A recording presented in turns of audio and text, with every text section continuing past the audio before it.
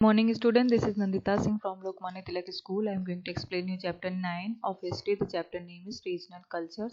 इसका third part आज पढ़ना था. The regional styles of agriculture emerged during this period which was distinct from the Indo-Islamic style.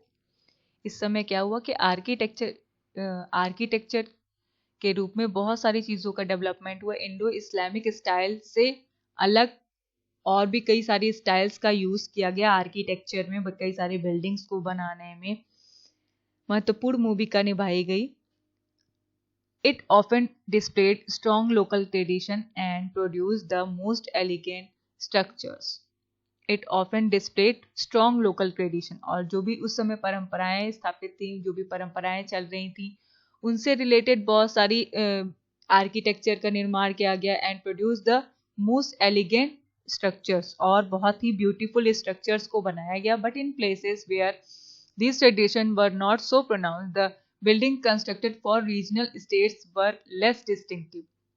लेकिन जहाँ पर कुछ प्रथाएं परंपराएं नहीं चल रही थी, वहाँ की कंपैरिजन में जहाँ पर लोकल ट्रेडिशंस फॉलो होते थे, उनसे वो कम अट्रैक्टिव बिल्डिंग्स बनी हुई थी. ऐसी जगहों पर बिल्डिंग्स का ज़्यादा निर्माण हुआ, ऐसी जगहों पर आर्किटेक्चर की ज़्यादा ग्रोथ हुई जहाँ पर लोकल ट्रेडिशंस चलते थे इन कंपैरिजन टू वहाँ जहाँ पर ट्रेडिशंस ज़्यादा नहीं होते थे. रीजनल स्टेट्स के कंपैरिजन में वहाँ पर चीज़ें बनाई गई.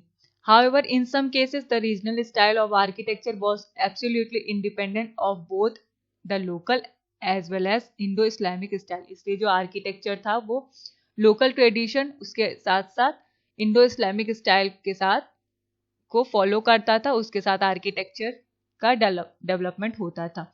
There emerged two major strands of architectural style in this region as seen in Bengal and in Jaunpur, both of which witnessed the rise of regional states.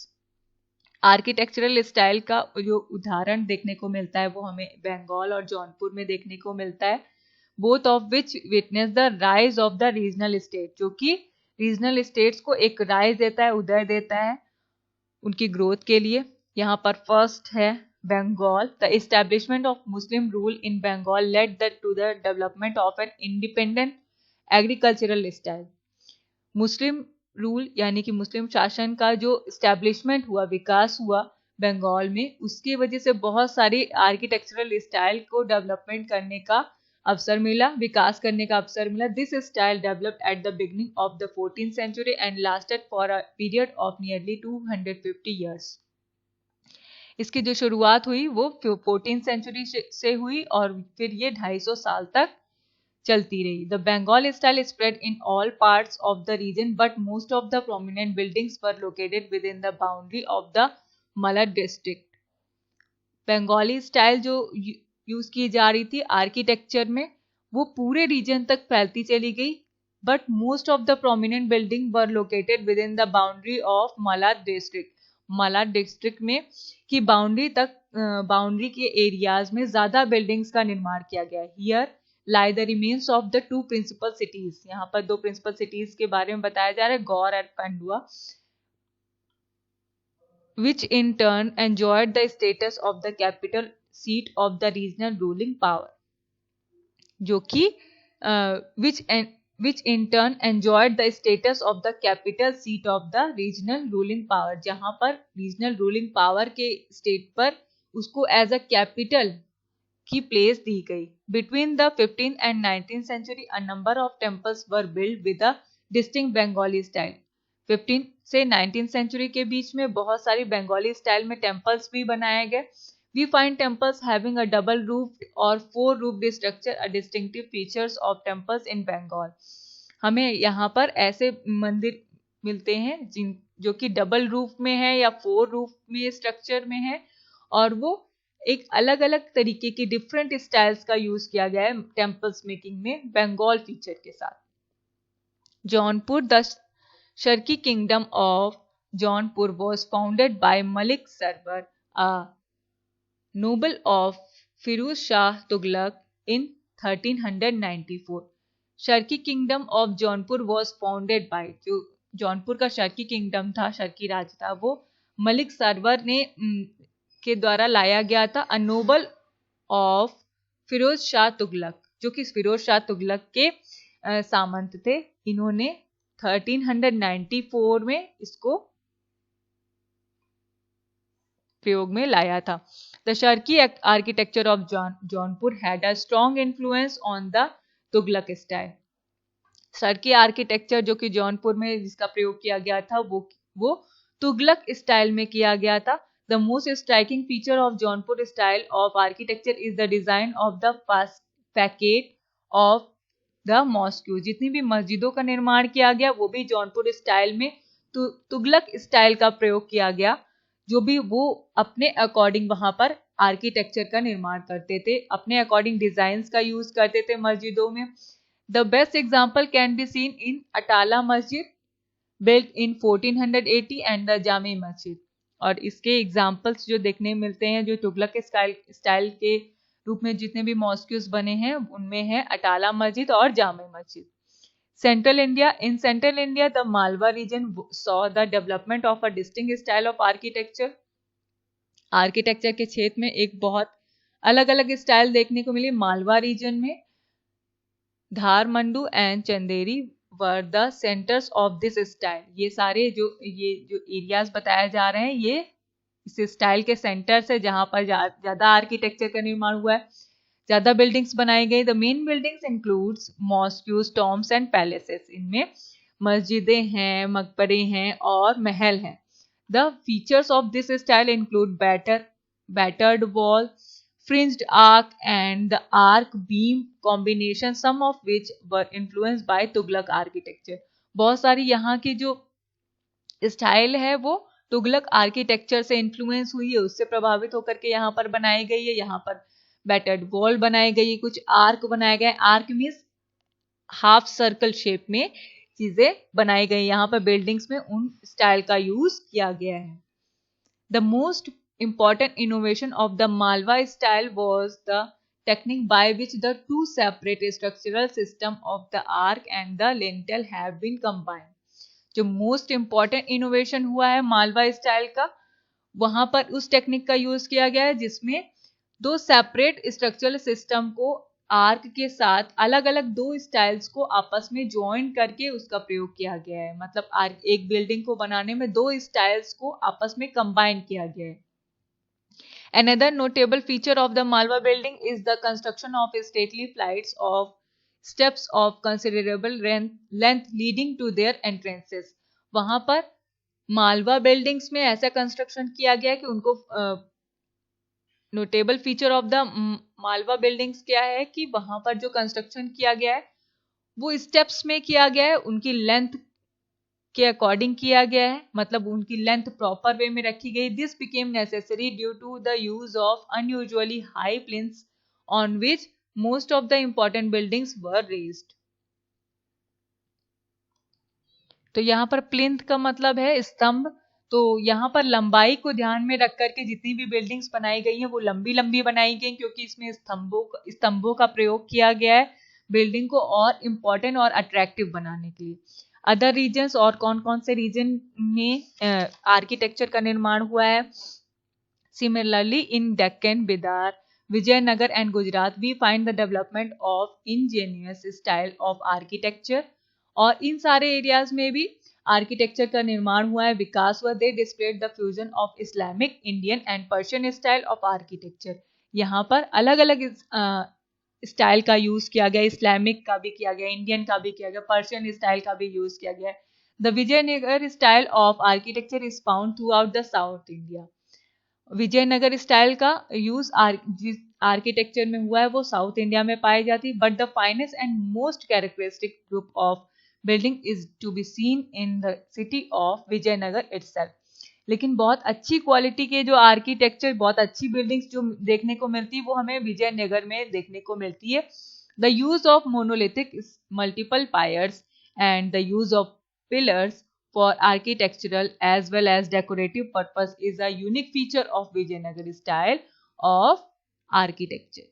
तो यहाँ पर क्या किया गया है, कुछ अखंड पायर्स मीन्स होता है घाट। यहाँ पर जो बिल्डिंग्स बनी है उनके साथ साथ कई सारे घाट का भी निर्माण किया गया है, पिलर्स का भी निर्माण यूज किया गया है अपने आर्किटेक्चर में, जिससे कि वो विजयनगर की स्टाइल को और ज्यादा इंप्रेसिव बनाता है। नेक्स्ट है painting. In the field of painting we find the introduction of miniature paintings. Painting के क्षेत्र में भी बहुत सारा विकास हुआ है, बहुत सारी मिनिएचर पेंटिंग्स देखने को मिलती है। These were small paintings usually done on clothes and और पेपर। ये सारी पेंटिंग्स जो है वो क्लोथ और पेपर पर देखने को मिलती हैं। Some of these beautiful paintings adorn the Jain text. ये कुछ ब्यूटीफुल पेंटिंग्स हैं जो कि जैन टेक्स्ट से रिलेटेड है, जैन धर्म से रिलेटेड है। Under the Mughal this form of painting became particularly popular as they used it for illustration of manuscripts containing historical accounts और पोएट्री। क्या हुआ है कि मुगलों ने क्या किया था कि पेंटिंग्स के थ्रू कई सारे स्टोरीज को, पिक्चर्स को, इवेंट्स को पेंटिंग्स के थ्रू एक्सप्रेस किया था कई सारी चीजों में। मैन्यूस्क्रिप्ट का भी यूज किया था, हैंड राइटिंग मटेरियल्स का भी यूज किया गया था, हैंड राइटिंग का यूज किया गया था अपनी स्टोरीज को कहीं पर लिखने के लिए। The themes of these paintings revolve around hunting scenes, depiction of social and court life. ये सारी जो सीन्स क्रिएट की जाती थी पेंटिंग्स के थ्रू वो हंटिंग सीन से रिलेटेड होती थी, सोशल लाइफ या कोर्ट लाइफ से रिलेटेड होती थी। They were generally reserve for the viewing of the king and his associates. और ये जनरली राजा से रिलेटेड होती थी या उनके एसोसिएट्स जो होते थे उनसे रिलेटेड होती थी। Rajasthani painting. With the decline of the Mughal Empire, the painters also sought refuge in regional kingdoms. जब मुगलों के शासन का अंत हो गया, पतन हो गया, तो क्या हुआ कि बहुत सारे पेंटर्स थे जो कि नोमैडिक लाइफ स्पेंड करने लगे, क्योंकि रिफ्यूजी हो गए, शरणार्थी हो गए, वो अपनी जगह से हटा दिए गए, अपने स्टेट से उनको बाहर निकाल दिया गया, तो वो इधर उधर राज्यों में भ्रमण करने लगे। One of the centre where regional painting could take a distinctive identity was Rajasthan. Rajasthan में पेंटिंग को की आइडेंटिटी एक्चुअल में देखने को मिलती है, वहां पर पेंटिंग का प्रयोग ज्यादा किया गया है। The Rajasthani painting had a distinct aesthetic quality. Rajasthan में एस्थेटिक क्वालिटी की पेंटिंग की गई है, मतलब बहुत सौंदर्य से रिलेटेड, सौंदर्य से संबंधित पेंटिंग यहाँ पर की गई। In its early phase it showed a great vigor through it observed Mughal influence later। और मुगलों से जो भी प्रभावित हुए थे पेंटर, वो उन्होंने उनसे रिलेटेड पेंटिंग्स बहुत सारी की हैं। After the collapse of Mughal power it re-emerged and flourished under the patronage of different Rajput kingdoms. और जब मुगलों के शासन का अंत हो गया तो क्या हुआ कि बहुत सारे राजपूत राज्य होते थे जिनसे वो आगे बढ़ने की प्रेरणा लेते थे, उनसे वो हेल्प लेकर के अपनी पेंटिंग को आगे इम्प्रूव करते थे। Rajasthani painting since its beginning adopted nature as the main theme. Rajasthani painting में शुरुआत से ही बहुत सारे नेचर से रिलेटेड पेंटिंग्स भी वो बनाते थे जो इनकी मेन थीम होती थी। The illustration were almost like landscape painting where human figures seem to play only subordinate roles। यहाँ पर लैंडस्केप पेंटिंग्स होती थी जो कि ह्यूमन फिगर से रिलेटेड होती थी, वो कोई ना कोई रोल करते हुए वहां पर पिक्चर में दिखाई देते थे जो भी पेंटिंग्स बनाई जाती थी। Rajasthani miniature are also known for the intensity of colours used. और राजस्थानी मिनिएचर पेंटिंग्स जो होती थी उनमें कलर्स का यूज बहुत इंटेंसिटी से किया जाता था। डीप ब्लू फॉर क्लाउड्स के लिए डीप ब्लू कलर यूज किया जाता था। Streaks of gold showing flashes of lightning, gold colour का यूज किया जाता था लाइटनिंग के लिए, फ्लैशेस के लिए। And emerald green for foliage were some of the most prominently used color। मीन्स इमराल्ड ग्रीन का भी यूज किया जाता था। बहुत सारे डार्क कलर का, इंटेंसिटी से कलर का यूज किया जाता था जिससे कि वो और इम्प्रेसिव दिखे उनकी painting.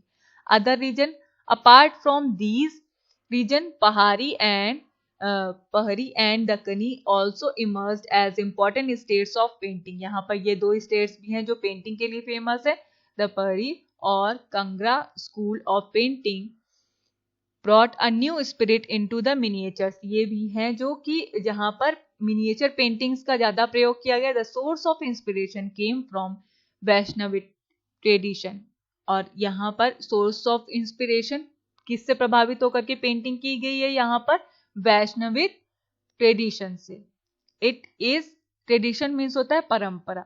It is also distinguished by the use of soft colour like blue, green and a very lyrical treatment of themes. यहाँ पर बहुत सॉफ्ट कलर्स का यूज किया गया है थीम्स को एक्सप्रेस करने के लिए. आज यहीं तक पढ़ेंगे, कल इसके आगे से कंटिन्यू करूंगी. Good day.